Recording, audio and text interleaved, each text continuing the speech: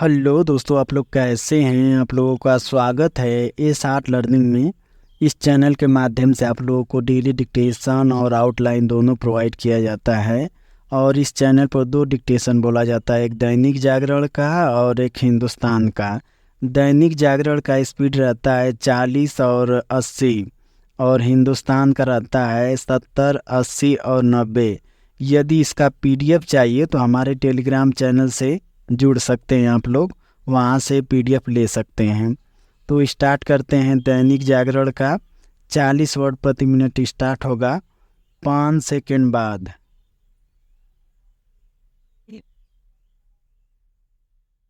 Start.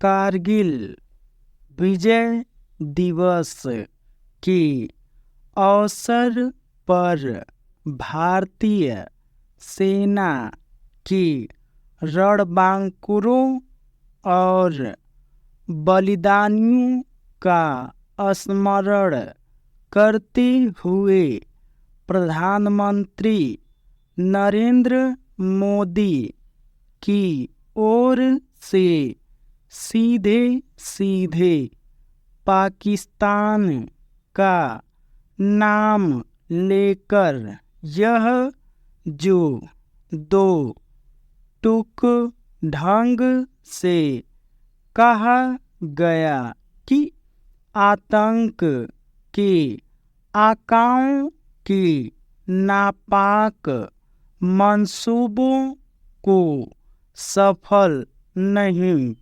होने दिया जाएगा, वह समय की मांग था। पाकिस्तान को ऐसा कोई कठोर संदेश देना इसलिए आवश्यक हो गया था क्योंकि पिछले कुछ समय से वह जम्मू कश्मीर में नए सिरे से आतंकवाद को खाद पानी देने में जुट गया है। इसका प्रमाण जम्मू संभाग में हाल के आतंकी हमले हैं।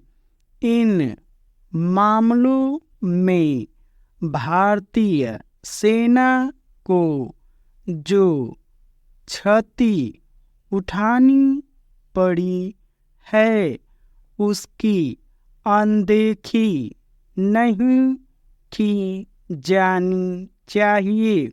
यह अच्छा हुआ कि प्रधानमंत्री ने एक और जहां कारगिल संघर्ष में भारत की विजय को याद किया, वहीं दूसरी ओर पाकिस्तान की धोखेबाजी को भी विस्तार से रेखांकित किया। कारगिल में घुसपैठ पाकिस्तान की विश्वासघात का ही परिचायक थी।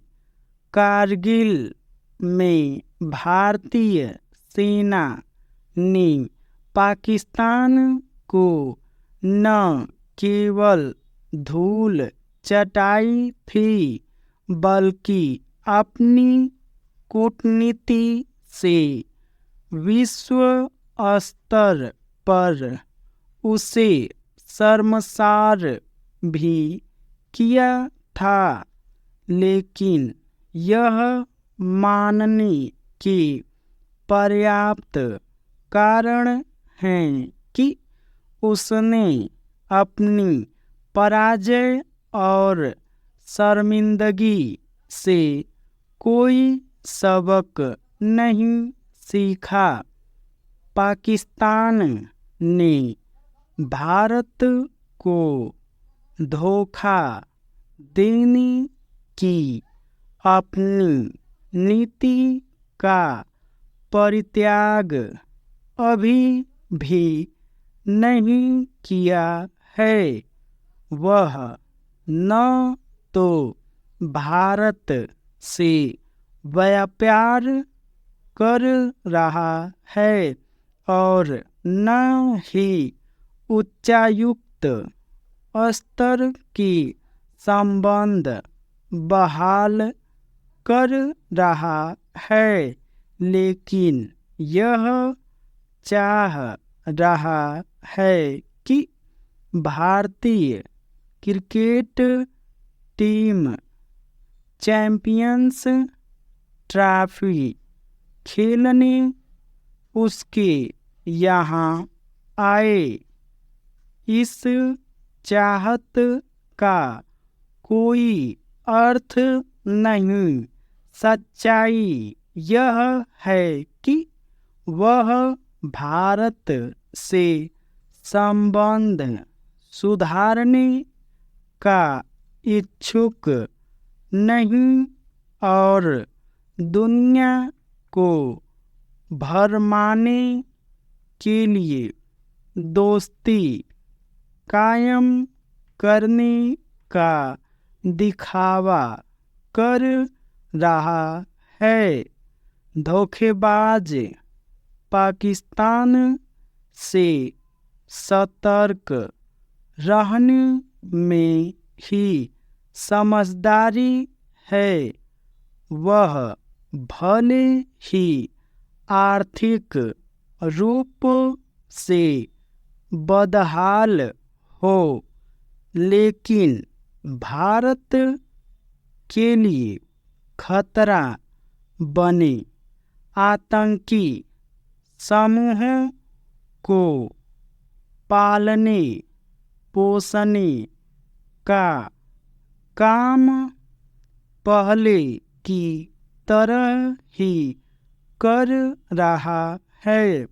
प्रधानमंत्री ने पाकिस्तान को कठोर चेतावनी देकर बिल्कुल सही किया, लेकिन इसकी अनदेखी नहीं की जानी चाहिए कि उसने जम्मू कश्मीर में जो छद्म युद्ध छेड़ रखा है, उस पर अभी विजय पाना शेष है।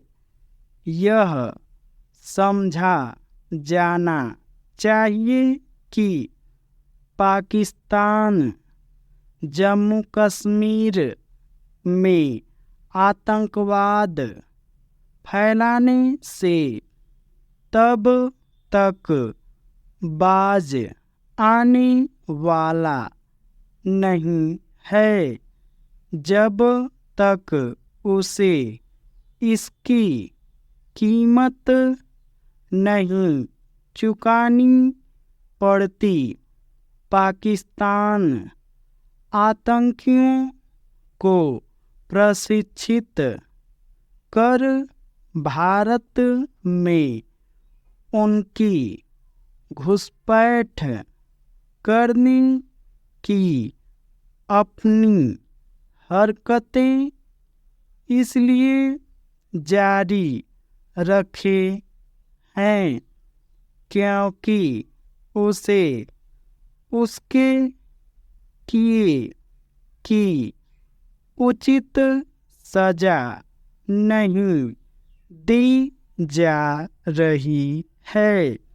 उसके खिलाफ वैसी कोई कार्रवाई करने पर विचार किया जाना चाहिए, जैसे सर्जिकल स्ट्राइक और एयर स्ट्राइक के माध्यम से की गई थी। पाकिस्तान केवल जम्मू कश्मीर को अशांत एवं अस्थिर रखने का ही प्रयास नहीं कर रहा है, बल्कि यहाँ के साथ साथ पंजाब और राजस्थान में ड्रोन के जरिए नशीले पदार्थ भी भेज रहा है। ये डिक्टेशन 70 वर्ड प्रति मिनट समाप्त हुआ। अब स्टार्ट होगा 80 वर्ड प्रति मिनट 5 सेकेंड बाद।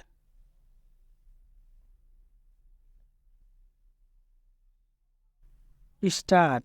कारगिल विजय दिवस के अवसर पर भारतीय सेना के रणबांकुरों और बलिदानियों का स्मरण करते हुए प्रधानमंत्री नरेंद्र मोदी की ओर से सीधे सीधे पाकिस्तान का नाम लेकर यह जो दो टूक ढंग से कहा गया कि आतंक के आकाओं के नापाक मंसूबों को सफल नहीं होने दिया जाएगा, वह समय की मांग था। पाकिस्तान को ऐसा कोई कठोर संदेश देना इसलिए आवश्यक हो गया था क्योंकि पिछले कुछ समय से वह जम्मू कश्मीर में नए सिरे से आतंकवाद को खाद पानी देने में जुट गया है। इसका प्रमाण जम्मू संभाग में हाल के आतंकी हमले हैं। इन हमलों में भारतीय सेना को जो क्षति उठानी पड़ी है उसकी अनदेखी नहीं की जानी चाहिए। यह अच्छा हुआ कि प्रधानमंत्री ने एक ओर जहां कारगिल संघर्ष में भारत की विजय को याद किया, वहीं दूसरी ओर पाकिस्तान की धोखेबाजी को भी विस्तार से रेखांकित किया। कारगिल में घुसपैठ पाकिस्तान के विश्वासघात का ही परिचायक थी। कारगिल में भारतीय सेना ने पाकिस्तान को न केवल धूल चटाई थी बल्कि अपनी कूटनीति से विश्व स्तर पर उसे शर्मसार भी किया था, लेकिन यह मानने के पर्याप्त कारण हैं कि उसने अपनी पराजय और शर्मिंदगी से कोई सबक नहीं सीखा। पाकिस्तान ने भारत को धोखा देने की अपनी नीति का परित्याग अभी भी नहीं किया है।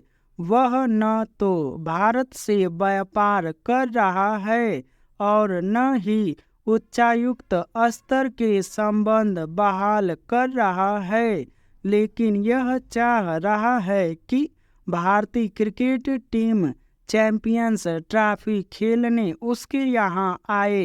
इस चाहत का कोई अर्थ नहीं। सच्चाई यह है कि वह भारत से संबंध सुधारने का इच्छुक नहीं और दुनिया को भरमाने के लिए दोस्ती कायम करने का दिखावा कर रहा है। धोखेबाज पाकिस्तान से सतर्क रहने में ही समझदारी है। वह भले ही आर्थिक रूप से बदहाल हो, लेकिन भारत के लिए खतरा बने आतंकी समूहों को पालने पोसने का काम पहले की तरह ही कर रहा है। प्रधानमंत्री ने पाकिस्तान को कठोर चेतावनी देकर बिल्कुल सही किया, लेकिन इसकी अनदेखी नहीं की जानी चाहिए कि उसने जम्मू कश्मीर में जो छद्म युद्ध छेड़ रखा है उस पर अभी विजय पाना शेष है। यह समझा जाना चाहिए कि पाकिस्तान जम्मू कश्मीर में आतंकवाद फैलाने से अब तक बाज आने वाला नहीं है जब तक उसे इसकी कीमत नहीं चुकानी पड़ती। पाकिस्तान आतंकियों को प्रशिक्षित कर भारत में उनकी घुसपैठ करने की अपनी हरकतें इसीलिए जारी रखे है इसलिए क्योंकि उसे उसके किए की उचित सजा नहीं दी जा रही है। उसके खिलाफ वैसी कोई कार्रवाई करने पर विचार किया जाना चाहिए जैसी सर्जिकल स्ट्राइक और एयर स्ट्राइक के माध्यम से की गई थी। पाकिस्तान केवल जम्मू कश्मीर को अशांत एवं अस्थिर रखने का ही प्रयास नहीं कर रहा है बल्कि यहाँ के साथ साथ पंजाब और राजस्थान में ड्रोन के जरिए नशीले पदार्थ भी भेज रहा है।